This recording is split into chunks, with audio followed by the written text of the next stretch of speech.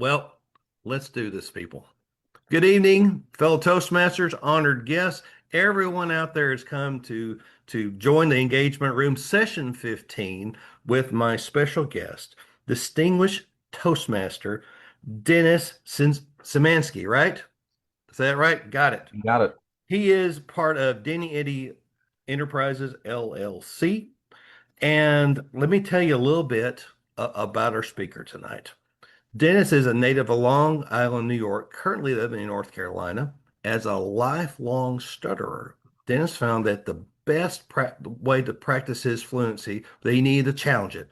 So during that challenge, he found a love for public speaking and a yearning to share his journey through fluency. So how long have you been Distinguished Toastmaster, Denny? I actually am not a distinguished Oh, I thought you Toastmaster. were. I am Oh, sorry if I oh put that in the no. introduction. I am No, not. I no, do not want to no. take this thunder of the DTMs. Absolutely No, not. no. I thought you had a DTM, but no, I that's do not. fantastic though. No, I well, do not. that's great. So now his presentation tonight, as a lifelong stutterer, his presentation will highlight his anecdotal experience of stuttering, what has taught him about himself and how to live a fulfilling life, what stuttering is and is not, and importantly, an inclusive, engaging discussion with the audience. Please welcome our speaker, Dennis Szymanski. All Well, right, I'm thank gonna you. pin you up here, brother, and Awesome. the floor is yours. Fantastic. I'm going to share my screen. It is great to be here. And thank you so much, Tim, for the very nice introduction. Now, we have a saying in my Toastmasters Club that DTM actually means don't time me. So don't time me. That's my only DTM. That's all.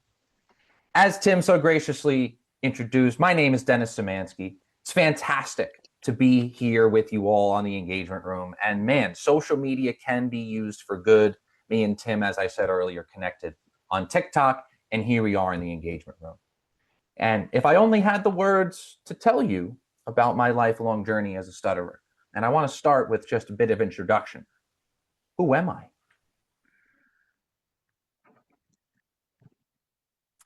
First off, I'm a son. In fact, both of my parents are on this call. Stepdad, don't know if my stepmom's in listening, but mom and dad right here, support from the very beginning. Can't thank them enough. I'm a brother. I'm an older brother to two younger siblings, and they challenge me and my perspective every single day, and I value that. I'm a fiance, and I know the saying's true for me, behind every strong man is an even stronger woman. So I thank Samantha every single day for supporting me and saving my life. I'm a lifelong friend. Shown here are friends I've made in middle school, but I've been friends with people since I'm in diapers, middle school, high school, and I keep in touch with people throughout college and everywhere I've lived up and down the East Coast. And as a matter of fact, this guy right here is the one that introduced me to Sam, if you can see my cursor. So I like to keep lifelong friends because maybe you'll get a fiance out of it too. I'm a musician. Been playing the trumpet since I'm 8 years old, and this is me here playing at a gig in one of our local beach parks on Long Island. It was my first job before I made the segue into being an engineer.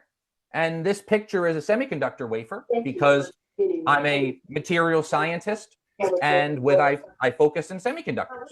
And just as a quick thing, semiconductors, if you're not familiar, there's what makes the modern world go round. It's what is allowing us to talk on Zoom over the computer. That's the transistors. It's incorporates your screen, AI, electric cars. All of the things are made through compound semiconductors or regular semiconductors. That's what I do for a living. When I'm not at work, I like to call myself an outdoor enthusiast. I like to get out of the office as much as I can and go to my happy place. And that's on the left. That's the beach. Love it. I ocean kayak, surf, boogie board, bodyboard, and just swim. Absolutely love it. No day at the beach is a bad day at the beach, if you ask me. And also here is a picture of me, sand to sand, but this one's the desert. And if you look really closely, I'm a bit crazy. I did, in fact, hike through the Sonoran Desert barefoot, if that just gets you a little sense of who I am as a person. My flip-flops blew out, and I really wanted to go on that hike, so went about a mile through the desert. I'm a homeowner, and my generation, it's not very common. And me and my fiance take it as a point of pride that we were able to buy our house together. And in fact, it reminds me to constantly embrace change as an adult, because I used to think of myself as a commitment phobic person. Now, my fiance knows that. I'm not saying anything that she doesn't know. But I was afraid to buy a house, put down roots, because what else is more commitment? But as a matter of fact, when I signed the mortgage and walked the door, a weight was lifted off my shoulders. I could explore other things in my life and not just be a nomad. So it reminded me that change is good and that we can all embrace change, even as adults. I like to travel around, be it around the country or around the world. Pictured up here is in the middle is me in Zurich, Switzerland on a work trip. I like to connect with people. As Tim said in the opening, we as Toastmasters, but just extroverted people like me and my family like to connect with people. I like to learn how they live, why they live, not just go and do the touristy stuff. And I think that point is elucidated by this picture down here. This is my fiance Sam in front of the Montreal Cemetery. Yes, we like to explore every facet of the places that we go. I'm an animal lover, and pictured here are the two best dogs in the world, Allie and Rocky. Now I know that if you have a dog, they're the best dog in the world, and I understand that. So yes, your dog is also the best dog in the world, but my dogs, they're fantastic. I have a turtle outside as well. And I've looked at animals. I've kept many animals as pets my whole life. And I've always watched them and looked at their approach to life and see if I could learn something. Because after all, human beings are animals just the same. And I'm a Toastmaster. That's how Tim and I got connected here and how I'm here on the engagement room. Pictured here, this is me last year at our international speech competition, the area and the district-wide table topics competition. I went on to win the district table topics competition, so that was pretty awesome. Do love table topics and Toastmasters. And I went up to the district level in the international speech conference. Oh, and right, we're here today because I'm a stutterer. And I'm one of 3 million people in the United States that stutter. And so if we go back to the census 2024, we had about 340 million people in the country. So I like to start off this talk with maybe a little bit of a tongue-in-cheek joke. I think I'm part of the 1% if we do some quick math, right? 3 million, 340 million people. Stutterers are part of the 1% in this country. And this talk is taken as a smaller version of a much larger talk that I gave to multiple statewide speech, language, and hearing association statewide conferences. And in fact, I'm giving an even longer version of this talk as the keynote speaker for the Florida Speech, Language, and Hearing Speech, Language, and Hearing Association back or in July. And that's why I need to thank the entire speech, language, and hearing pathology community, especially if there's anybody here in the engagement room that is a speech pathologist, because you all quite literally saved my life. And I am by no means exaggerating. My personal speech pathologist, Lillian Agresta, I was hooked up with her in the 3rd grade. And I could say almost unequivocally that if I did not have those tools that she gave me, that support that she gave me, that I am so much more than just a stutter, that I'm a person who just happens to stutter. If she didn't instill that in me, I don't know that I would be here today. I don't know that I would be talking to a room full of half strangers and half my fellow Toastmasters, friends, and family.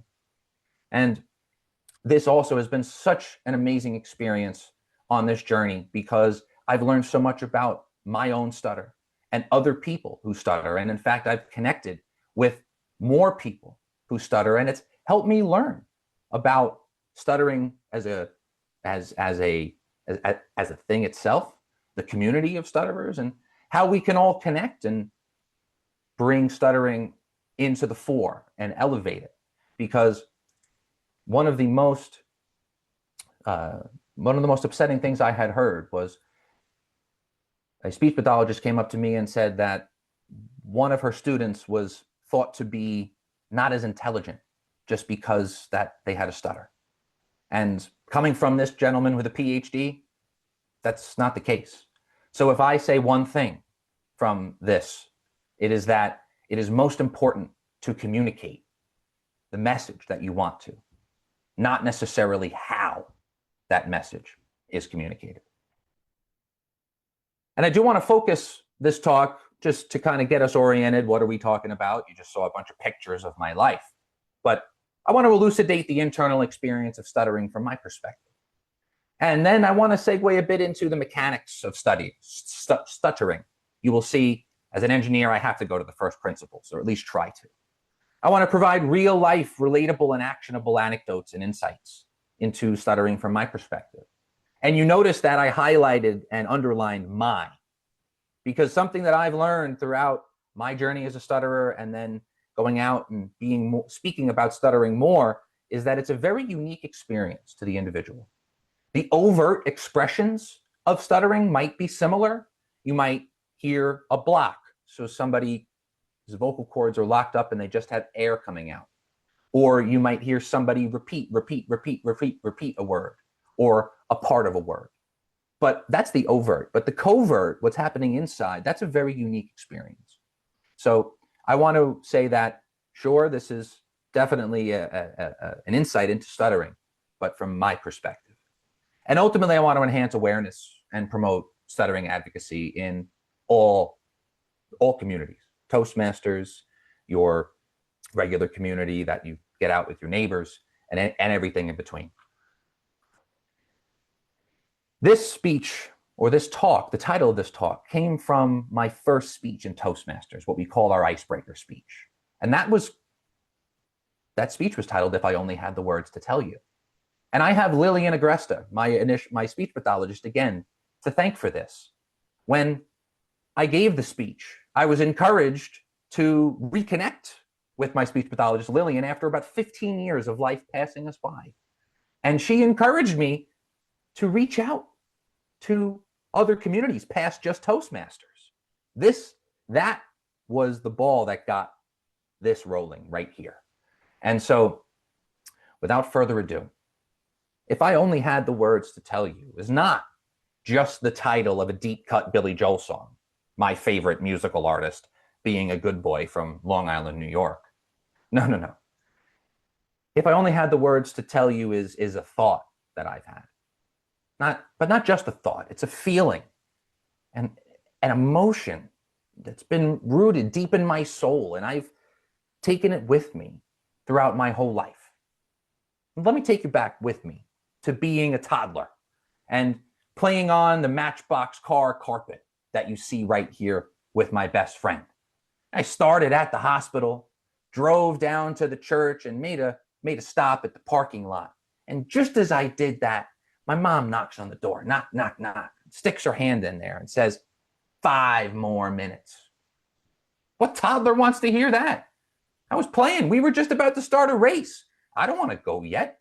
So I run down the hall and try to catch her before she gets to the kitchen table where she's talking to my friend's mom. And I pull on her shirt and say, Ma.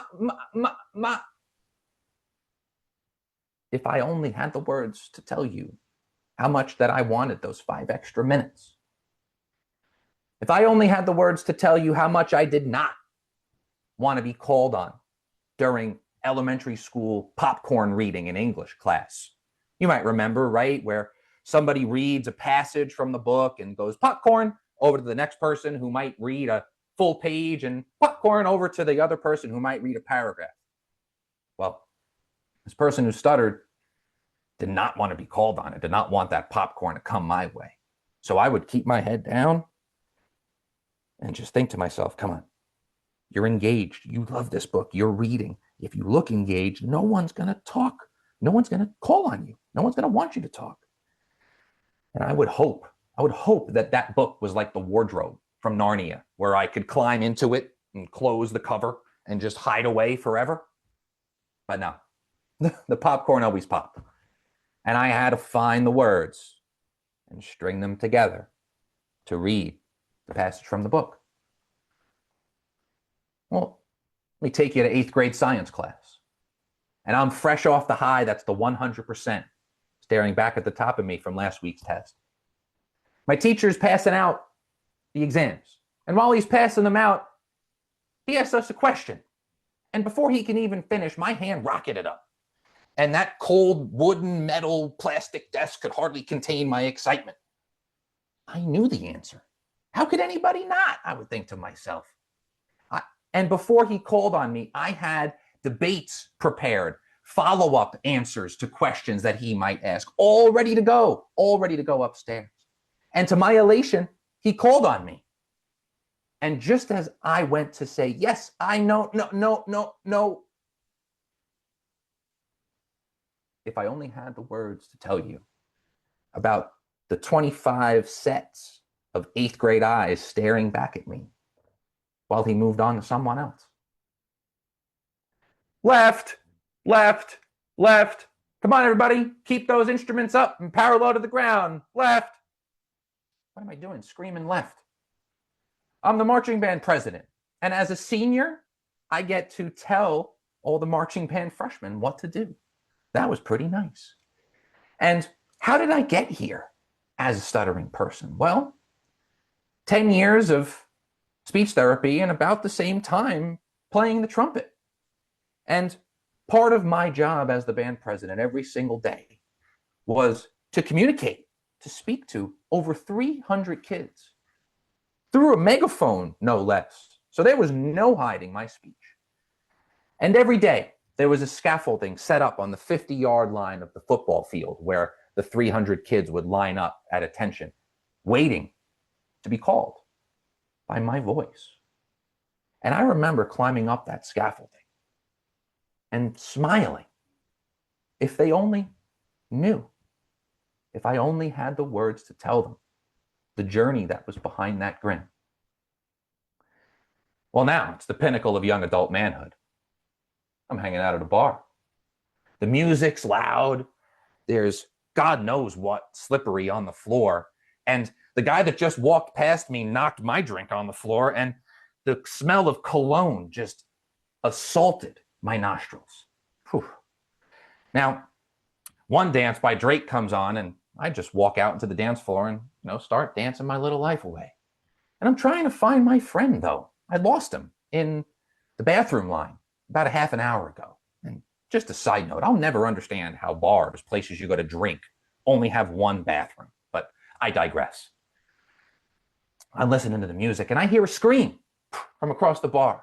And it catches my glance. But just as I go over, I see my friend waving at me like one of those animatronic Chuck E. Cheese dolls, like this. But I don't pay him any mind. Because in where the scream came from, across the bar, was a group of girls. But it wasn't just any girls. Whew, it was the one. I found my wife in the bar. Whew, all right. Wow, all of a sudden, those Long Island iced teas I was drinking, I feel stone cold sober, which is not great because I found alcohol helped my stutter, helped me be more fluent. As I'm going through these mental machinations, I catch a glance. Well, it's her glance. I'm in it now. So I gotta shape up, walk up, across the bar, put my hand out and say, "Hi, my name is Dad. If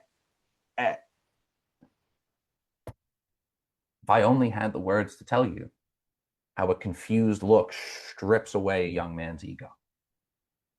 Now, if I only had the words to tell you all here in the engagement room, how grateful I am to be speaking to you all, to have the opportunity to share my story as a stutterer and to elucidate the experience of other stutterers. Now you see these photos, one of them is of me. That's actually me as a high school freshman, so that was who I was yelling at as a high school senior. What goes around came around. Now I want to do, so that speech, that was my Toastmaster speech, a version of it. And that gave a little bit of insight into the inner world of me as a stuttering person. But the mechanics of a stutter, I call this the mechanics in quotes. And as I said before, I'm an engineer. So I want to try and drill down to the first principles of everything I do. And to call out the word hypothesis in the first bullet, I find this fascinating. We don't actually know for sure what causes stuttering. There's no root cause. There's The root, it's hypothesized the root of stuttering is neurological, and there's parts of the brain that are being studied, but ultimately we do not know. And stuttering begins before you start speech, during the setup of the vocal cords. And I want to elucidate maybe what's happening with a metaphor of a guitar. So you take a guitar, you strum the strings, and you have a nice open vibration where music. But now, take your hand and grip the neck of the guitar really, really close to the body. Strum it.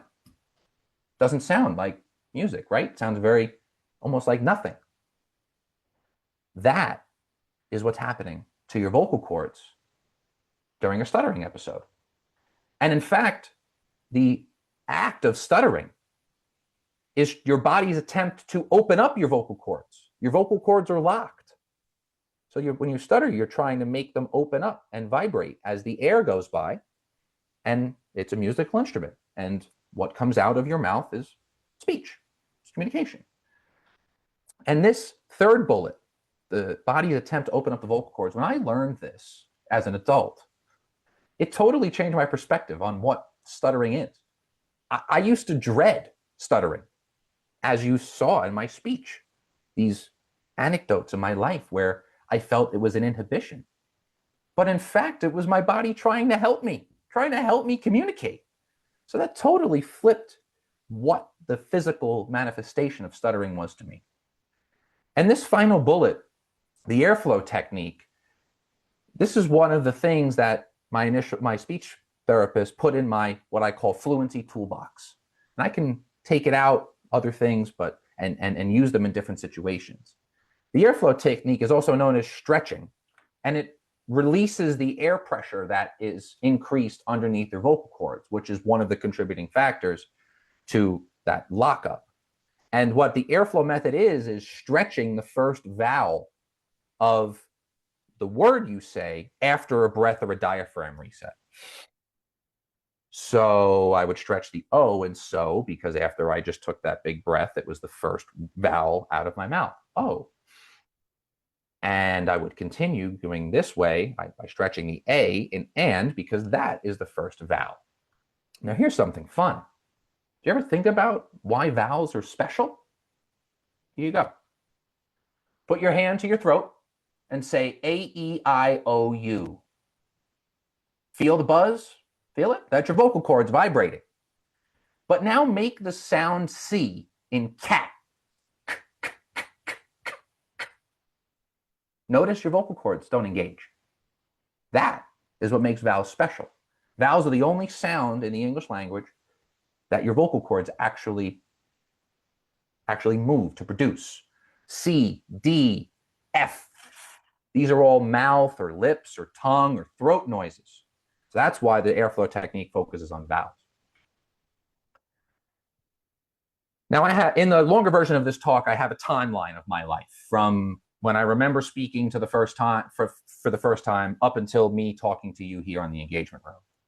But I chose from airflow to Toastmasters as two milestones because they were truly where things started to shift for me. I just showed you what airflow was, stretching that first vowel after a breath or diaphragm reset. And most of you here are Toastmasters, and those who aren't know me and know I love Toastmasters. So we all know what Toastmasters is here. And I put the Toastmasters hierarchy and circled your district here because that's where the speech you heard, that's where it took me up in the international speech competition to the district. So it was pretty rewarding experience, not only to get the word out stuttering, but to flex my Toastmasters speech competition muscles. Now, I joined Toastmasters for two reasons. One is I moved to Southeast North Carolina with my fiance, and we knew absolutely nobody. And I remembered friends of mine from other areas I lived in being in Toastmasters and saying it was a great way to meet like-minded people. Great. But the second one was I wanted to challenge my fluency. I knew it was the next frontier for me and my fluency. I learned how to manage one-to-one conversations, one to small group of people, but I still got those butterflies when I would get up and speak in public, whether it was a large group of people, for work, or for pleasure. So I joined Toastmasters and truly has taken me to the next echelon in my journey through speech. And I show this here, and this is where the talk's going to kind of shift gears and wind down. One key thing I've found in my journey through stuttering is managing my stress is key. It's how I ground my speech. Managing both positive stress or eustress as well as negative stress or distress. And I found that environment can be critical to managing these stressors. And this picture here is taken 12 minutes from my house. In fact, I was here earlier today while I was clearing my head before this talk. This is the beach right down the street. And I always say that I needed to live like an island boy. And if you know the Kenny Chesney song, he lives his life where stress is the enemy. So I moved from Long Island and eventually found my way to Topsail Island here in North Carolina. And I put this graphic here, this inverted funnel, to show, to try and show how the individual stutterer, the individual communicator, can feel pressures from society and their conversation partners to be more fluent or to not stutter or something like this. But again, this is all about communication, getting your message across no matter how you get it across. And that will allow the individual to flip that script, turn the funnel back upside down, and actually be an advocate and to their conversation partners and to society. In fact, one of the ways that different speech pathologists encourage stutterers is to what's called self-disclose and tell somebody that I am stuttering and I might take a few more minutes. That would be how I could say to my conversation partner if I'm, pre-stuttering, to let them know that they might see some of those overt signs. The title of the talk was If I Only Had the Words to Tell You. And I think through the talk, I've found some of the words. And I want to end by saying, don't focus on the stutter. Focus on the individual. And we're seeing this shift in speech therapy from the focus on the stutter to the focus on the individual, a much more psychotherapy approach. If that person who is a stutterer needs a few more seconds to communicate, give it to them. We can all practice being better listeners. I know I can certainly practice being a better listener. And I was on a podcast with a speech language pathologist, and I just said, give him 3 extra seconds. 3 seconds. It's not going to kill your day. As I keep saying, effective communication is the key. Effective communication. Get your message across. As I said, I live my life like stress is the enemy. I think Kenny Chesney was talking about negative stress, distress. But interestingly, I found that when I was a little kid getting excited to open up my Christmas presents on Christmas morning, I would stutter as well, just a positive stress on my vocal cords. And I've found through this journey that it's so important to connect people who stutter and to connect people who don't stutter to people who stutter, because only people who do stutter truly understand the physical, the mental, and the emotional aspects of this fluency. And I want to wrap up by saying, stuttering is my adversity. We all have adversity. What's your stutter? Tim, and the engagement room, it's been an absolute pleasure. Rolling into the Q&A, I want to encourage you all to connect with me just the same way Tim did. Find me on email, drdannyeddy@gmail.com. Connect with me on social media. I have my LinkedIn here, Facebook link here, and I'm at Dr. Danny Eddy on TikTok. Tim knows that, Instagram, and YouTube. It's been a pleasure. Please ask me any questions. Happy to have a discussion. Let's give him a big round of applause. Thank you so much, Danny. Thank you very, very much. Okay, you got to let go of the share now. Yep, I'm letting it go. You got to relinquish it. All right, let's get back out. Let me go ahead and change this up a little bit, just wherever you can see everyone that's out there. Definitely. Let's all do that again. Where he can see us. Give him a big round of applause there. Thank you so much. All right, so now we're going to go into this. And now, just because I know that Sandra was excited about your whole direction tonight, I'm going to go to a multi-speaker mode and I'm going to let her entertain the first question. So, Sandra, go ahead. Thank you, Tim, and thank you especially to Dennis. I'm an author and I'm writing a book about a young boy that stutters. I have met with people in the stuttering community, people who stutter with the NSA and a few others. And I have found there's no one type of stuttering, that there are different, just like different dialects, accents, the way we talk. Can you talk a little bit about that? Absolutely. But different types or different ways that we would hear them. And then to wrap that up is, how can we be better listeners? First off, absolutely amazing that you're writing a book about stuttering. You said it was a children's book or just a book about a child who stutters? It's a novel during the Korean War. Fantastic. Oh, wow. History and stuttering, two of my loves. So if we, you hit the nail on the head, and I touched upon it very briefly in the talk, is stuttering is a very unique experience. It's a very unique experience. I'll start internally and then go to the external, Sandra, as you said. Because each person is unique, first off, right? We're all unique people, whether we stutter or not. So we all have different reactions to the same situation. And I'm going to use the fact that just stuttering is a situation at this time in this example. And now you add the fact that going to the overt, as you mentioned, Sandra, there's not one size fits all. Not one person that stutters like this, or they might stutter like that, or you might have called a block. So the words are up.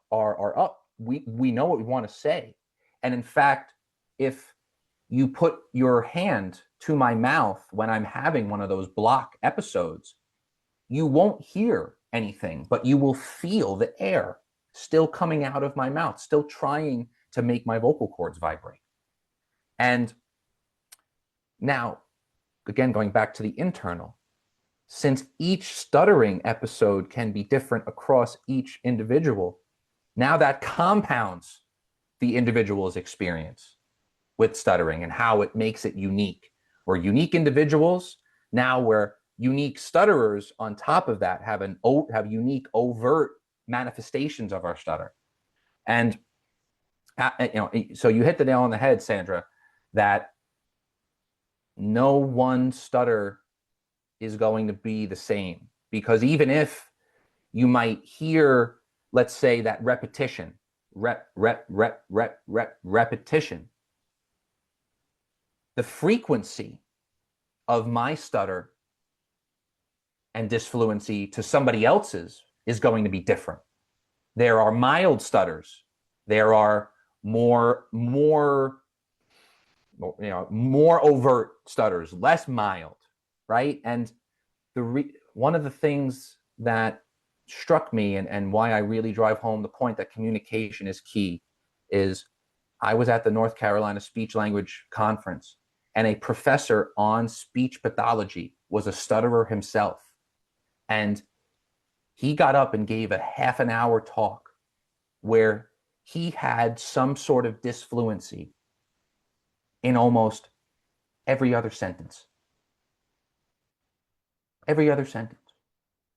Yet he communicated his PhD level research in a way that me, as not a professional, understood. So that's what I mean when I say communication is key, not necessarily how you communicate it. And I kind of went off on a little bit of a tangent, Sandra. I'm prolific at word salad, so please ask me more targeted question if you want something else. I'm a follower of Vince Wagner, Yeah. the paper boy, copy boy, man boy. And that was my first experience in reading how stuttering would be described or written out in words. I guess my main and last question is, will I offend anyone as a non-stutterer writing about a boy that does? Now, I'm asking you to speak for everybody, but yeah, and that's where I go back to underlining in my slides, my experience. And I go back to the uniqueness that I talked about in my first part of my response. So I'm cautious to speak for everybody. I will speak for myself and I will speak for others who I've connected with that are like-minded in their approach to speech and self-improvement. I think it's fantastic. I think it's exactly what I, in this mission, want to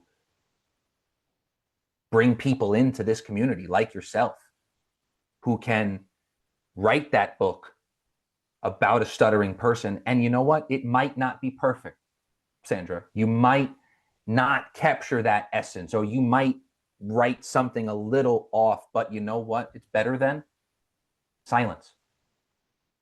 It's better than silence. and my effort in doing this is because I think that everyone should have the right to be heard. And that's my underlying message. Amen. Thank If you, you, Sandra. Sandra, So if you ever want to connect, yeah, please. who's our next person? Okay, who had their hand up? Michael, yes. Thank you for raising your hand. Dennis, thank you very much for sharing and telling your story. Very engaging. If I didn't know that you're a stutterer and I'm listening to you, your speech today, I found, very articulate, very engaging. I would not think you were a stutterer. Yet when you shared your story as a young person and the overt stuttering, how was your transition from a young person with an overt stuttering to where you are today? And how would you describe your stuttering today? I'll answer your question backwards, Michael, and Okay. thank you for it. My stuttering today is ever present. It's what I equate it to an addiction. You ever smoke cigarettes? Mhm. You quit, Mhm. you have that nagging, you have to manage that. You might have to change the way that you approach a situation or the way you think about something. That's how I kind of have that relationship with my stutter. So today, it's still present. So the overt expressions I've managed. And I use that word very intentionally because there were instances in this talk where I did have a stutter. But through over a decade of speech therapy and then just very diligent and rigorous practice. I mean, I would sit as part of my speech therapy, and even after, I would sit with a book and talk to the computer with that airflow technique, really focusing on the speech, on the elements that you say too, the articulation. That's so key. In fact, I remember my speech therapist, Lillian, bringing my mom in. Hi, Mom. Bringing my mom in. She is a fast-talking Long Island Queens woman that attacks the vowels, ah, really hard, a lot of stress on the vocal cords. And I remember my speech pathologist saying, tone that down, speak slower. So in fact, all of the things you said, Michael, I was working on as a young person. And joining Toastmasters as an adult a few years ago only drove those home, right? We talk about the vocal variety. We talk about the articulation. We talk about filler words, the amount of ahs and ums that I would use as like a crutch for the airflow technique. Instead of stretching the vowel, I would say ah or or to release that tension on the vocal cords. So to answer your question now succinctly, a lot of practice and diligence, focusing on the exact things that you highlighted. And that shows. It definitely shows. Thank you, Michael. Okay, our next question is Mark. I think you had it before Brian there. So, Mark, what's your question? Thank you very much. And I will have to say that I thought you were very fluent tonight. I've been somebody that's been a lifetime, well, not a lifetime. I started stuttering about 6.5 was when I started. And as far as I'm concerned, there's 3 really main categories of a stutterer. There's really a developmental stutterer, and they start at a young age. There's a neurogenic stutterer, somebody that has been involved in some kind of injury or some kind of event. And then there's a psychogenic stutterer, somebody that really has that emotional trauma, if you will, that made them start to stutter. In my situation, I was involved in a childhood accident at 6.5. I lost a grandfather and I lost a twin when that happened. So it was very psychological for me. And I could not say a thing. I mean, I couldn't talk at all. And it was something that I had to work through. And I think it's funny how some days you may have absolutely no trouble whatsoever. I can go a whole day and not really stutter, in fact. And then there are some days where I can't say a single thing without it. So it's a psychological thing, I think. And it's funny how when I was younger, it was really bad. And as I've grown older, I've learned how to work with that a little bit. And I think that's very much spot on what you said. 100%, Mark. 100%. And I like the categories. I haven't personally thought about them in that way, but I think they're a great kind of umbrella. Because I remember stuttering from the time I opened my mouth. Oh, really? I don't remember a time where I didn't. And there's, as you say, it does come and go. It really does. And to this day, if I get, one of my biggest things is if I'm sick, I feel like I go right back to being a 6-year-old again before speech therapy.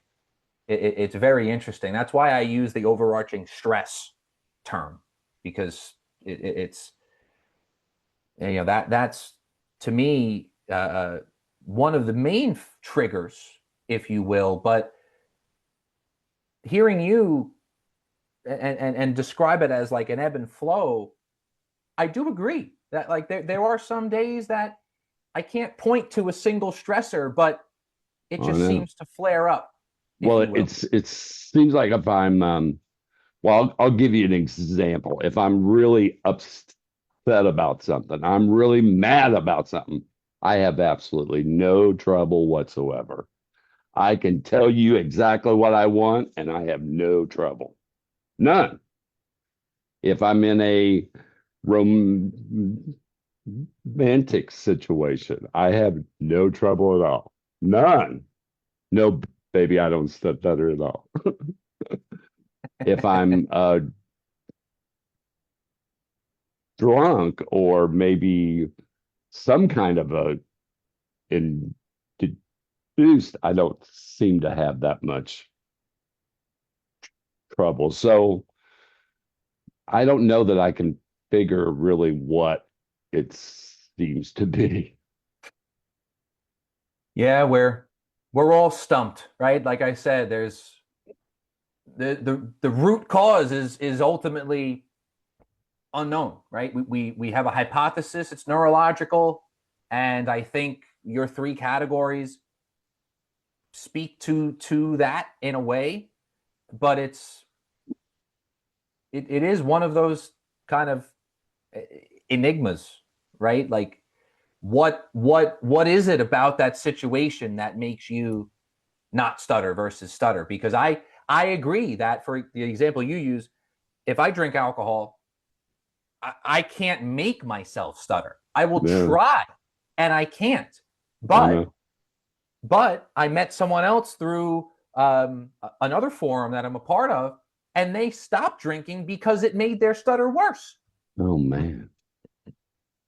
So it's In college, there was only one girl that stuttered that I met, and when I was around her, I didn't stutter at all, right? And I would hear her stutter, and she had a whole lot of trouble, and she'd ask me something, and I wouldn't stutter at all, you know? She would look at me like, "Don't you stutter?" very interesting experiences, Mark. Very interesting. Thank Thank you. you, Mark. Thank you, Thank Dan. you. Let's move on to our next one. Brian, you had your hand up next. What was your question? Sure, Dr. Denietti. First off, Hi, Brian. is this a pathway speech? And are you expecting a eval for it tonight? Good for you. I am happy to do that for you to help you along on your path. Well, thank Toastmasters you. business aside, I have had the pleasure of watching this presentation develop from your initial icebreaker speech over the last couple of years, and I've heard it numerous times, and it gets better every single time. And I'm so pleased to see that you've expanded into an hour plus presentation where you're giving it on a professional level. Now, in your personal development and your professional development have merged together into making you a voice not only in Toastmasters but in the stuttering community. And this leads to my question: is you've taken on another, I'd say, self-induced punishment where every week after our meetings you sit down for a few minutes and talk about your experience as a relating the Toastmasters experience through the Dr. Denny Eddy channel Yep, on on TikTok and TikTok. That's Instagram right. and Facebook as well. Have you found that this additional practice that you're getting has helped mature your stuttering muscles, grow them, like going to the gym every week? You're lifting and you're impromptu speaking. You're off the dome or off the cuff speaking about a subject that just happened, extemporaneously. Have you found that practice has helped you smooth out and override some of the mechanics, as you call them, with your stutter as well? Brian, first off, I already got credit for this speech as my icebreaker, so I appreciate it, but not a pathway speech. The it's funny you mentioned it too, because I had the idea of starting a TikTok, starting social media again. And I say again because up until COVID, I was we'll say typical quote unquote social media user. Just doom scroll, posting pictures of whatever, not really, just using it as my like personal online life. Didn't like that, got off of it. I stuck around on LinkedIn kind of because, well, I was looking for a job at the time. And it was actually through Toastmasters, through this speech, through this journey that I realized, well, I should probably go back on social media because I have a reason, I have a message. And I, in fact, stared at my notes that I wrote in my journal about starting social media for months. And when I started recording myself, I did find that my stutter was exacerbated because it was something new. It was a new experience. Knowing Mark as a person who stutters now, you could probably relate, like just something different, and you have a new situation to manage. So it definitely was part of that next frontier, that next echelon that I mentioned Toastmasters was for me, but completely unexpected. And I do love table topics. You know that, Brian. Anybody that's listened to me and my Toastmasters journey knows I do love speaking off the cuff. Both of my parents on here are fantastic at it as well. The apple doesn't fall far from the tree. But so yes, the answer to your question, yes, it definitely found new muscles. It was a new workout. I was just doing dumbbell curls, and then all of a sudden put me on the bench and I went back, and it's like, whoa, these are new muscles that you have to do the seated dumbbell curl versus just the regular dumbbell curl. So the extemporaneous speaking helps me not use those filler words that I was mentioning before as a crutch. And it also reminds me to reach into that fluency toolbox that I mentioned, that not just reading a prepared speech, I could maybe forget that, oh, I have these tools at my disposal. But speaking off the cuff, it forces me to like be grounded in that moment. And especially speaking on social media, because now I know that that's there forever. It's not just a table topic that's to the club. So there is that extra element, which I didn't anticipate going on social media, that pressure of that, wow, I'm going to post this and now it's here forever. So it definitely did help me discover a new muscle in my fluency. And I think most importantly, and Anthony and Brian, you heard it at the meeting last night, getting on social media has connected me to other stutterers and to other opportunities to advocate for people who stutter, to elevate us as a community. Because like I said, I knew that I needed to do this when I heard that one anecdote of that young boy who was deemed not intelligent because he had a stutter. A stutter is just a feature. It's not a bug. So social media has been great. It's why I'm here. Thank you for the question, Brian. That's awesome. Thank you, Danny. All right. So it is currently 4 minutes to the top of the hour. So we have one more quick question. Who's it going to be? And then we'll be shutting our session down. So who's out there? Get your hands up. Linda, go ahead. I have a comment.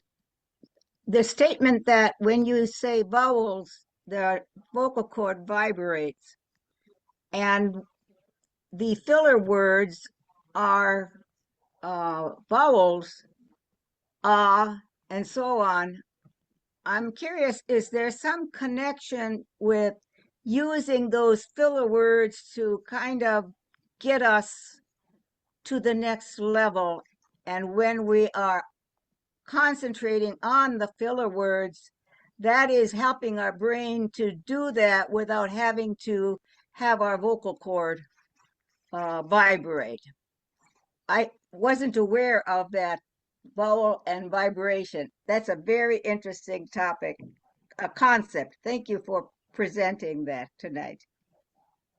Linda, absolutely. It's something 10 years plus of speech therapy will do. There's only so much exploration, right? You have to go into the mechanics, right? The first principles. Well, all right then. Well, now we're getting into the very end here. Let's go ahead. I'll get back to the gallery here. All right, then let's give our speaker one more round of applause before we get into next session. Danny, thank you so much. It has been a wonderful pleasure to meet you online, to get you here, and then now here we go. You know, there's even more immortality that's gained from here because you're going to be on YouTube, you're going to be on Spotify, Apple Podcasts.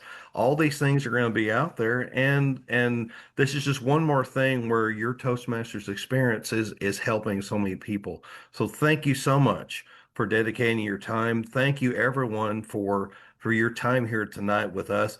I want to do a quick share of who our next speaker is going to be. So on the 22nd, our next session will be Gary Vaughn. He's a distinguished Toastmaster, senior automation engineer, and he's also a former district director in District 54, and he'll be coming in, of course, part of our 211 our 211 area it's coming in. So he'll be talking about the Taffer tactic to create any change in any situation, something that I did study in the past of change management, which we all deal with all the time. And I'm sure, a few people have probably heard about that book called Who Moved My Cheese?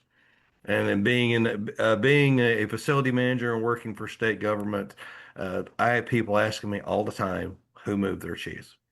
So again, let me a shout out to everyone: Denny, Sandra, Elaine, Anthony, Brian, Cynthia, Dennis, Diana, Donna, Christine, Linda, Mark, Michael. I don't know if I missed anyone. Thank you guys so much for everything you've done joining us. Oh, and then Donna, we have to talk about mom. Mom, look at your boy. Look at what you did here. So let's give Donna this proud mom. Well done, ma'am. Well done. You got this son stood up here. So thank you so much, then. Hey, All right, Tim, then. Tim, Any final everybody, I words? appreciate it. And I do have to shout out the namesake, my dad, but he's having some Zoom issues. Oh, okay. But absolutely. Thank you Definitely. all so much. Happy to be here. Looking forward to staying in touch. Awesome.